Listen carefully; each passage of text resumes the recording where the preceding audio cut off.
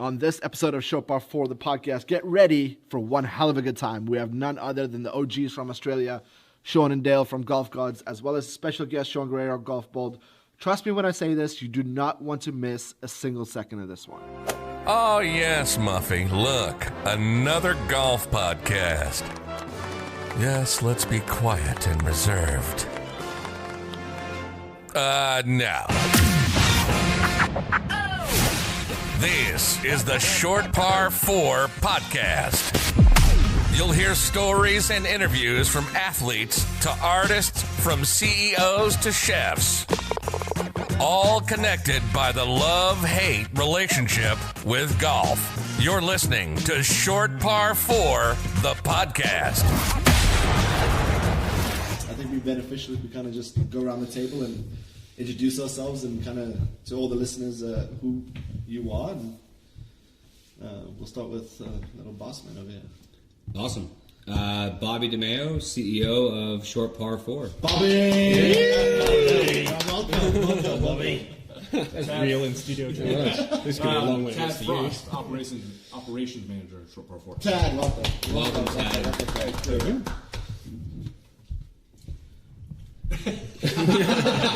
Silent talker over there. Sean Trevelyan, director and co-founder of GolfGod's. Yay! Welcome, Can you say that a little clearer? Sean. Sean. Dale Smedley, co-founder of GolfGod's. And director. And director. Let's sell yourself short, fella. I won't see you. Sean Guerrero, founder of Golf Bold and co-founder of Digital Golf Collective. Hey!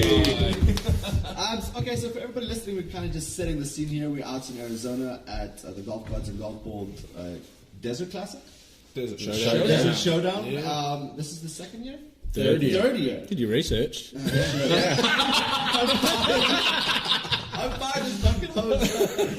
Couldn't be on the spot already. Third year. He was in China 3 years. It's the second event that Short Par 4 has been involved in. We were part of the one in Monarch Beach in California, and we decided that we loved it so much we wanted to be a part of the second one. Well, we did win. Yeah, winning a tournament doesn't. When you get a grand slam when Bobby gets a hole-in-one, wins 4 raffle prizes, and also 8 wins. raffle prizes. Yeah, we got booed off the stage. I was one of the ones booing because it was glorious. Like, dude, Let's not talk about the past. Gents, but before we kind of dive into obviously some of the origin stories of kind of both the brands, I'd love to kind of just give you guys a little chance to talk about why we're here, kind of the event and everything that's happening in the next couple of days. Obviously, when people listen to this, it'll already had happened, but just some little hindsight of kind of what's happening this week and kind of how this relationship and this event kind of got started. Yeah, well, I think it was about 2014 when we first met past on Instagram. And while we started GolfGod's, I used to run these golf days with our buddies, get on a bus, have a good time, and it was more about the social side of it than the competitive side of golf. And obviously, like everyone's bucket list was to do the waste management, and when the opportunity came up to come out here, do another tournament out here, that's where the plan took off with Sean, and it all went from there. Is that how you remember it? Yeah, that's how I remember it. I mean, like our relationship was built before the golf days. We just connected with Sean from day dot, basically online, and start of Instagram. DMs, Sean sliding in like a madman, and we'd respond when we had time, and then common interests and common goals, and we wanted to make something cool here. We would just DM back and forth, just funny things, and that's how we formed a friendship. And then they had never been to the States. I'm using air quotes that you can't see.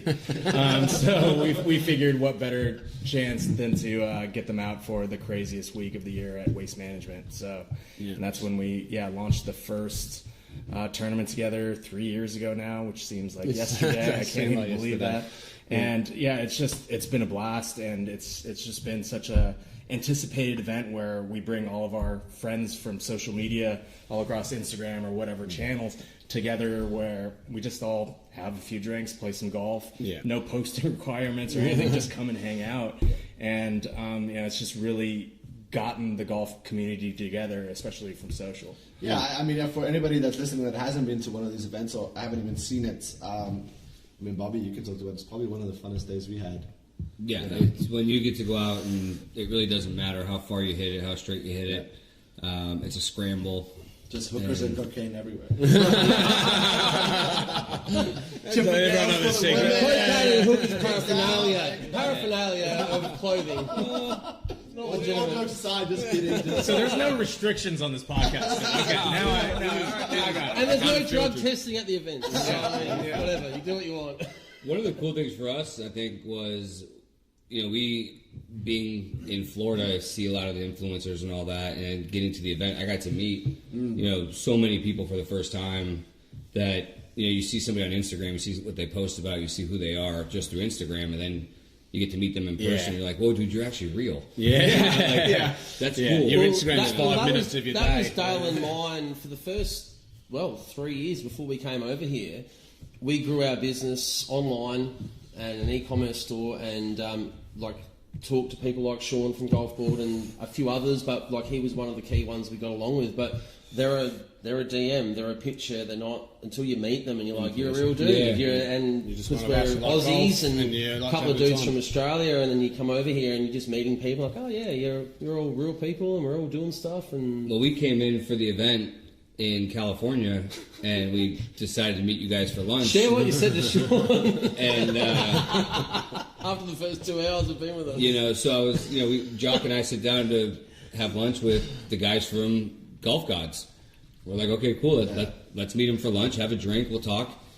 6.5 hours later, we were still drinking and talking, and then it was time to pack boxes. And next thing you know, we were sitting outside watching sunsets and together, and drinking. And I remember arriving at the course. You had already been sitting with them for a couple hours and several rounds, and your eyes were already bloodshot. You're staring straight through my soul, saying, these guys? "You didn't tell me that they drank like that." Well, we sat down for a beer. And it was funny because at one point I think I ordered a rum and coke, and I think their eyes just lit up and they were like, all right, it's go time. Yeah. And then I regretted it instantly. Your par 4 got on the doubles. We weren't doing doubles, and you guys said make it a double. We're like, we'll do doubles, that's fine. And then they hopped in an Uber an hour and a half away from there, so we were like, Huntington Beach is nice. Yeah.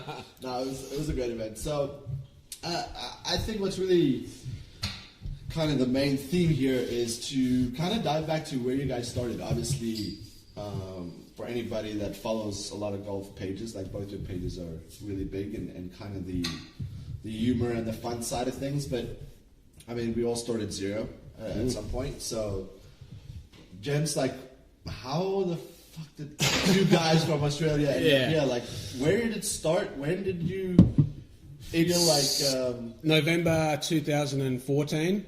We started. I had been playing golf maybe 6 months. I used to have a construction glazing company.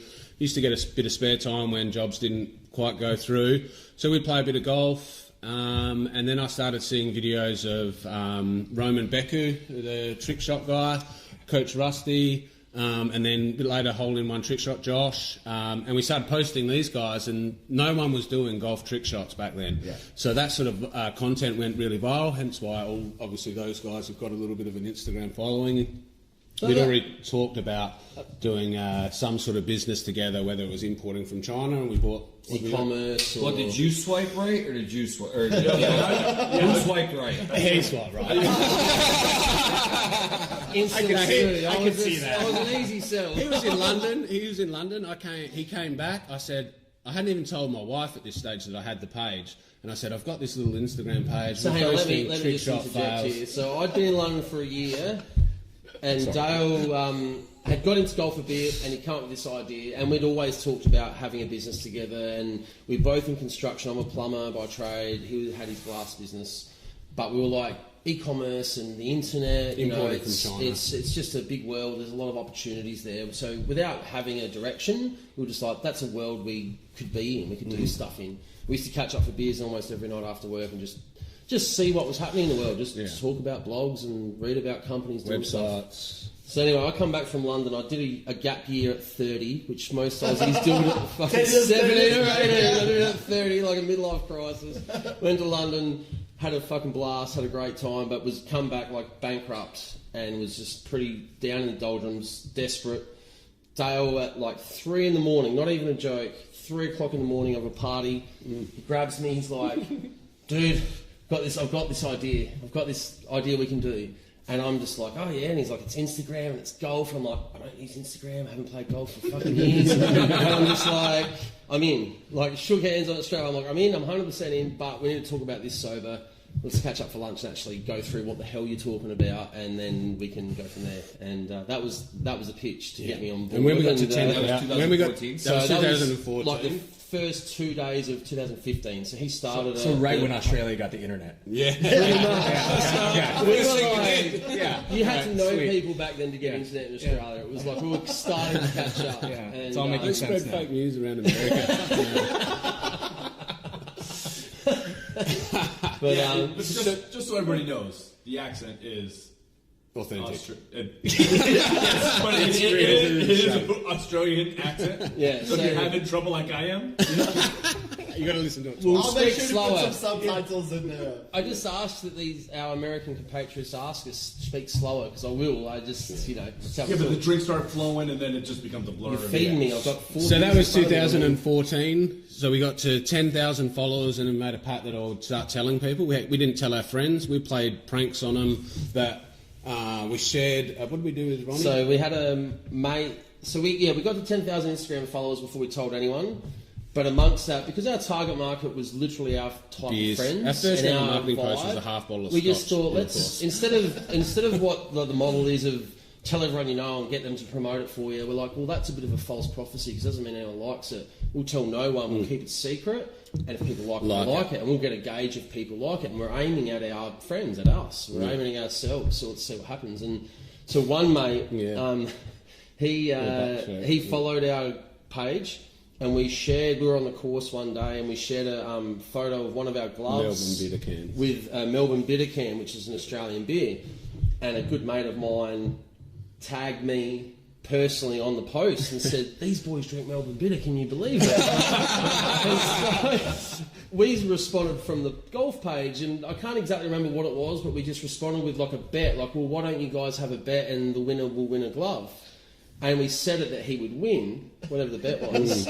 And he agreed straight away. And then he messaged me private. He was like, can you fucking believe GolfGod's messaged me, man? This is like 10,000 followers. Like, before we were really selling many products, we just had a few things. He was like blown away. And we're like, God, that's crazy. And it's ours, so he doesn't have any idea. So the week later, we played golf with him and gave him the glove. And we're like, here, man, here's your glove from GolfGod's. And he's like, oh, that's cool. And we're like, yeah, that's ours. That's our glove. And he was just like, what the fuck do you mean? And I'm like, it's ours, man. And he was like, no, what the fuck do you mean? I'm like, dude, it's just, that's just what we've been doing on the side. And so we By had not those- telling anyone, we just knew it was popular without having to try and get our asking friends people or family to support follow it. We got that vibe from those experiences. We were on a buck show. I was on a buck show. Yeah. And I'd said to It's been a Dale, I long want to get podcast. this dude to have a hit and wear a GolfGod's hat. And He was you wearing a posted, tutu. yeah, he was in like a French maid outfit.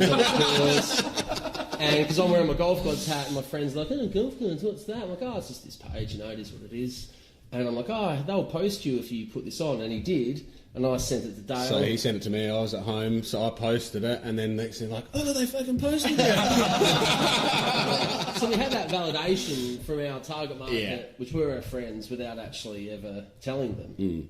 But through this whole time, you're still, doing your regular jobs. There's no thought really of, hey, I can quit and this is like a full-time gig. So, At that stage, so we basically started 2015. We bought 10 hats, 5 white, 5 black from China, random factory. Never bought anything from China. Never imported anything. And we sold them on Instagram. Anyone that would buy them, they would send us their email with their PayPal account, and we would give them a PayPal invoice, and we would sell it. We sold these 10 hats. Then we bought 100 hats. Ever. For people that teach people, this is how to get a conversion, we did it the slowest way. Yeah. And so then we bought 100 hats, and now we buy thousands of hats. So it'll So start who's off the creative one? I do all the creative stuff, Dale. Well, yeah. we do the creative together. We talk about No, you don't. You don't do anything. Real quick, all the time. Dale creates though. He's not doing any creative. He hasn't done a merch post in 5 years. He still doesn't have Instagram. Dale does. Yeah. I do all the graphics and that, but the ideas come up. But from did you have to drinking. learn it, or did you know it? I had to learn it. So the Yeah, last so 5 I go to years. the University of YouTube. Yeah. It's the best. It's so good. So yeah, I had to learn. I had an interest in that sort of stuff when I was at school, but never did it. And then I just ended up falling into a job where I needed that sort of thing, and because I had an interest, I learned it. And yeah, it's not a bad thing to have to try and market the old golf brand. So when did GolfGod's become a full-time business? 3 years ago? So we'd had it for I had a about bit, yeah. 19 months from start to when I quit my job. But Dale, because he had his other business, I was working part-time for him for about 4 or 5 months. So And we were then it just able got to too hang much. out. So before then, it was like we're in our own jobs, like what's Were you up with the each creative other. guy working part-time for him? I was doing everything else. He's like, It was the labour. the odd thing he come up with. I was swinging the pick like a true plumber, you know, digging the holes. As long as the tax man is not listening. All legal. So it's at least 3 years ago now. Yeah, and then it's once been- we made the decision to go full-time, there was no going back. There was not an option. But It gave us the chance to be able to just talk properly together and just me say, Dale, you need to think of these things to do, and Dale did them, and Mr. Creative was able to do that, and we did it. So So do your family members, do they turn their heads? Do they say, wow, you came up with a fuck bogey shirt? Or you came up with a cocaine hooker? my old man, my dad is he was a principal of a college back home, so he is straight down the line, and probably hasn't looked at our website in a little while, so that's all right. But yeah, Turns a blind eye. yeah, when they come to the warehouse and see the products where it's at now, you know, it was you can rough see early. past- There were days when we'd go home and have to face our partners and be like, this is our new product. And they'd just be like looking at us, and we're like, look, it's good for business. The it's good cocaine to and see. hooker hats was one of those. Yeah, and for those people that don't know or haven't seen their products, I urge you to go check them out. They have a long, really great variety of things and a lot of fun stuff that kind of takes over the gap of the old traditional golf products you see. I really urge you guys to go check it out. Diversifying the game of golf. Wait, who came up with a dick putter? That is insane. That I don't know. It's actually a why mold we of did. like one of Yeah, who's that creative guy?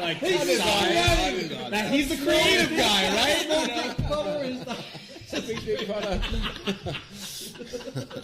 if they Now, end that up actually- splitting up in like a couple of years, you know where it started. Like right here. The dick putter was actually, I don't know why I didn't actually think about it. We got a GM and the guy's like, I can't believe you don't make a dick putter. I'm like, why the fuck don't we make a dick putter? And then it was, so we made it. And as you know, you guys know, we've got a girl that works for us in China, and she just she wasn't interested in even sourcing that product, so I had to do that one on my own. I was like, what was that conversation like when you sent the sketches in? Like, yeah, okay, I want this website. that was a quick And that was no. exactly what I said to him. So how'd she go to the dick putter? And he's like, Is that Google Translate? Yeah, I was gonna say like there's a translation barrier with some of those people. Like I wonder they what did. she was really thinking you guys were gonna ask. Is there any product that you guys, obviously you have like the funny gloves and the naked girl tees. Is there anything you guys had put out that just did not work, that was like totally Cool. or was Oh it yeah, there's plenty. but nothing, like we've never made a major play at anything that didn't, but yeah, there's things that we think might be cool and they're not, and we try lots of things. Like if you ever looked at our whole back catalogue of every logo, every thing we've tried, there's heaps of fails. We fail all the time. We put it out there. If it works, it does. If it doesn't, we go, oh shit, that. Sometimes one of us might think more that one will work than the other. Yeah. Usually I'm more in the like, let's try this neutral thing and it doesn't work, and Dale's like, dude, this doesn't Get work. back to your non-creative job. Let's let's get a dick putter in the marketplace and then And one of those items that come up to your head, whether it's the glove, that glove was thought about midnight at my kid's first birthday. And mate said, "You've got to do a 2 in the pink, 1 in the stink glove." And we're like, "Yes, we do." And so The kids were all asleep. They were. We were like bottles of champagne. Dale's mate come and pitched us on that randomly. I said it's $1 million idea to and him we straight loved away. it, but we were both in fairness like that could be like too much. Like that's pretty hardcore. We selling that for about 12 months. It took it. Yeah, 12 months. And once we did it, we're like, man, we should have done that the day we heard it. But your girl in China was okay with that glove. Yeah. No, she doesn't do that one. That was the we already had. Again, Dale doing that to me. You're like, hey, I need a glove. I need 2 fingers to be pink. I need 1 to be brown. Why is that glove so popular? No more questions. Odd colours. That's awesome. And then Sean, tell us a little bit about your kind of backstory. Where did Jeez, how much time we got? lots Yeah. lots of time. Started GolfGod's.com back in 2009 as a golf ball review website, and it was just a way to get free golf balls. And threw up some reviews and just saw a bunch of traffic building. So I was like, okay, well, let me get on the phones and see what are the free shit we can get. And that's basically how it all started. And then within the year, I was networked with all of the major manufacturers, and this was like back in the Wild West of all the golf review websites. So I ended up growing golfball.com to be one of the top 3 traffic sites up there with. But you weren't talking shit about influencers. No, definitely not. Don't get me started there. Yeah, we did it the right way, and built our traffic up. Earned the trust of all of the manufacturers, and then I just really saw a lot of their budgets looking for something new in the marketplace, not really investing in banner ads and emails anymore. So I really saw social media as the next wave. So that's when I started Golf Ball, the Instagram account.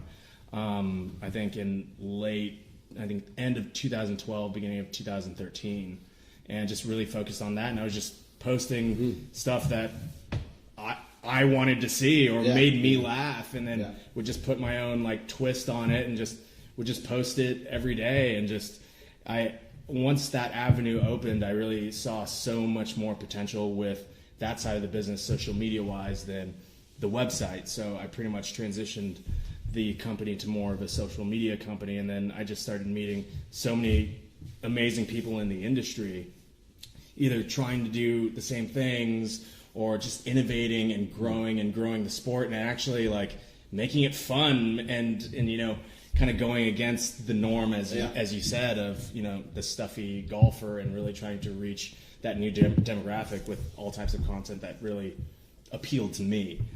So that was How the fuck do you guys keep the content? Like, is it people that submit stuff to? Yeah, for us, it's the submissions, the DMs, the emails, and it's just one of those. You guys things. get tagged in a lot of stuff, and it's just Tagged in a lot of stuff. User-generated content. They come to us and they share. Everyone wants stuff a few extra Instagram followers, a share, whether it's they can say they mate, hey, do GolfGod's, cool GolfGod's, share this, and that's where it grew. And with I was only looking through our content the other day from our emails. We've got so many submissions of videos, whether they're the same fails or what's the name, but the amount of stuff that gets sent to us is. That's great. And the biggest problem is with it, you have to open every single one, because that could be that next viral video, or it could be another shitty video of someone's swing that you're not going to post. But you've got to open every one, otherwise you could miss a couple. But it's funny to us too. I mean, as a brand, where you try to push in your product photos or videos, but I mean, Bobby, you can talk about it like it's when you put up a fucking meme. Anything funny. That's where Instagram's now at. It's basically a meme fest, and which they're cool. Everyone can relate to them. They make you laugh instantly. But the contents of people failing, or even trick shots slowed down. It's half. You can't do a triple backflip, with a golf club. It's only going to get to a certain point. So those memes that are created on hot topics for the moment, whether it's a PGA event or something happen, that definitely captures people's attention, and Yeah. It's all about like just relating to that end user, Yeah. and Yeah. entertaining them, Yeah. whether it's through comedy or something really cool or something interesting in the golf world. It's just about connecting with them. So where do you guys see this in 5 years? Like obviously, or let me backtrack a bit. So when was the aha moment for you guys? Like when did you? Obviously, you grew it up and decided you're going to do this full time. Did it full time.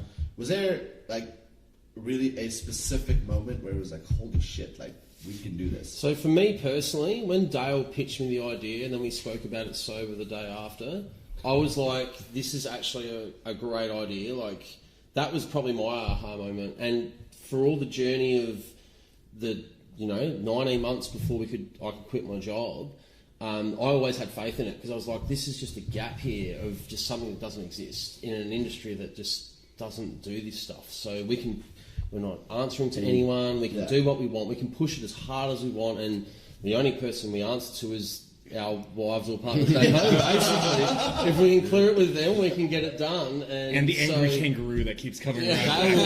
You always answer that. Kangaroos are dangerous, man. So That's just me. For me personally, I was always like, this is a great idea. Yeah. And for all the bumps we're going to face, we've got something here.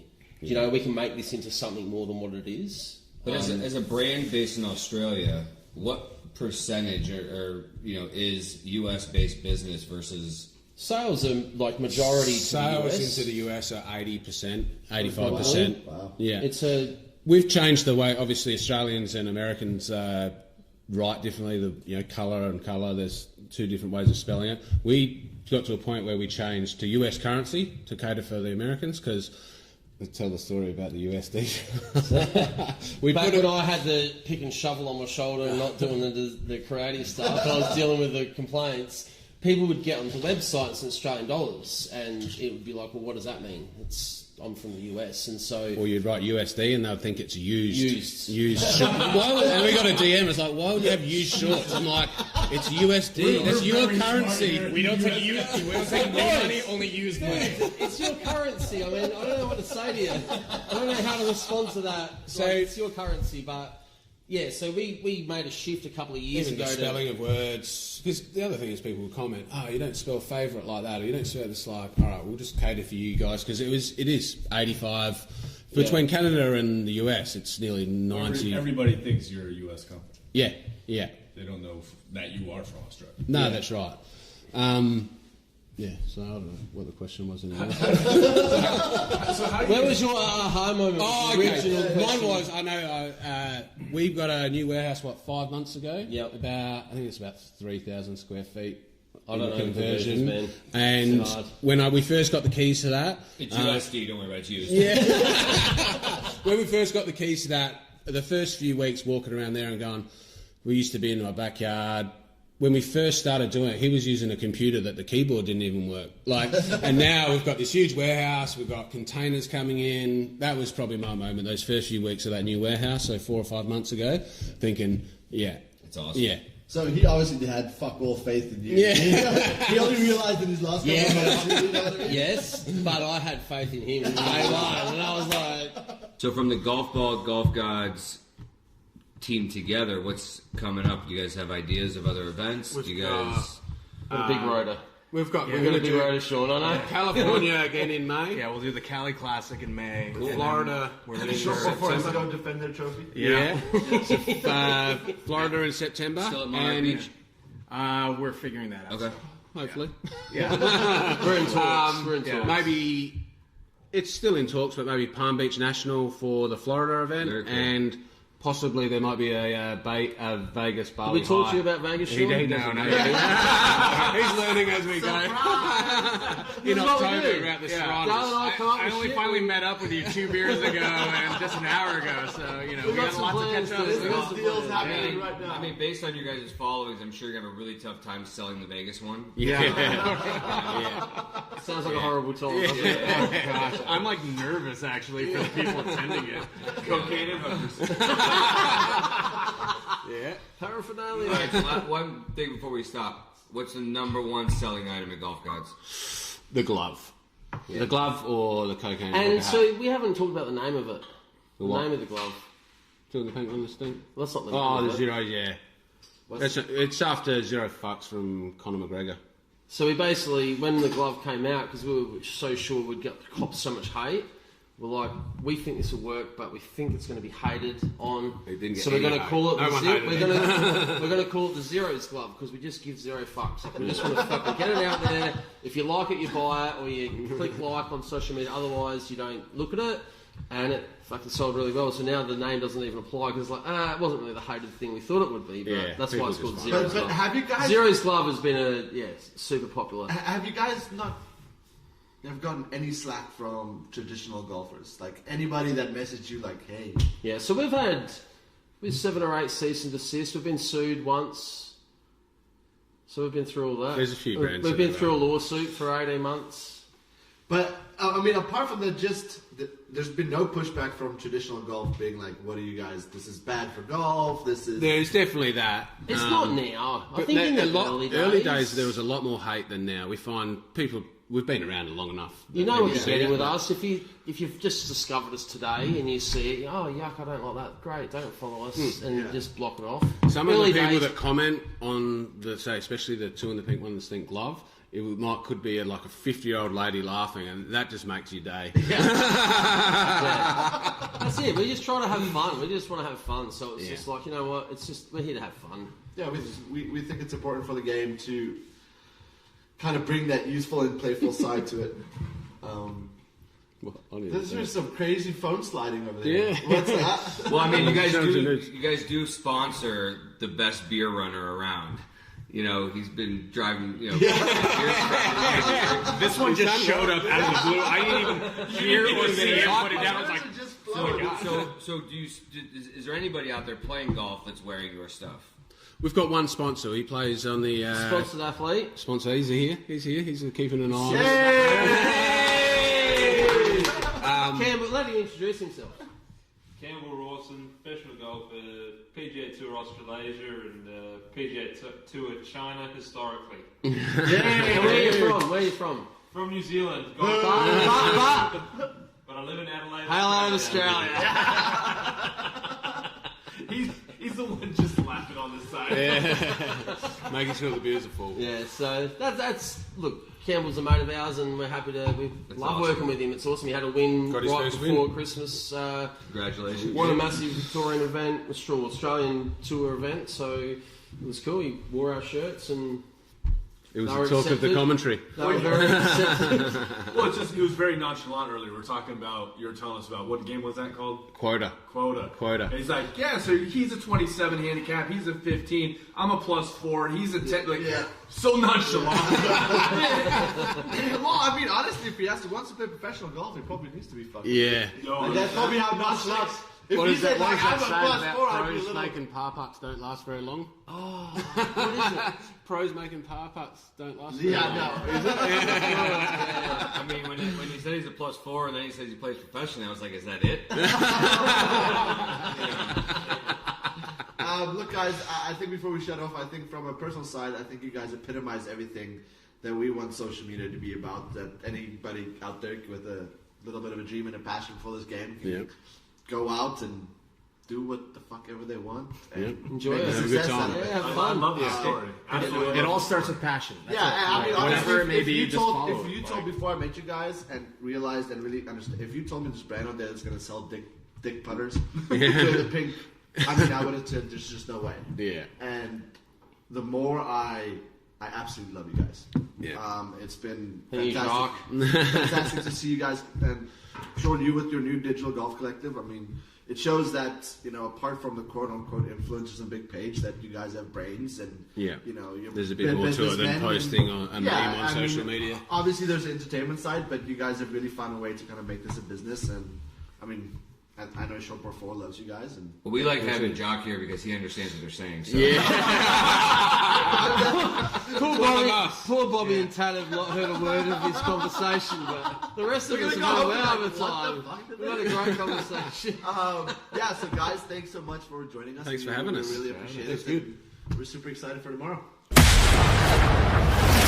You've been listening to Short Par 4, the podcast. Yes, a golf podcast with a little bit of an edge. We hope you've had fun, and be sure to check out the magazine at shortpar4.com/the magazine. Short Par 4, the podcast. Brought to you by the guys that have been delivering golf style to your doorstep since 2015. We'll see you next time.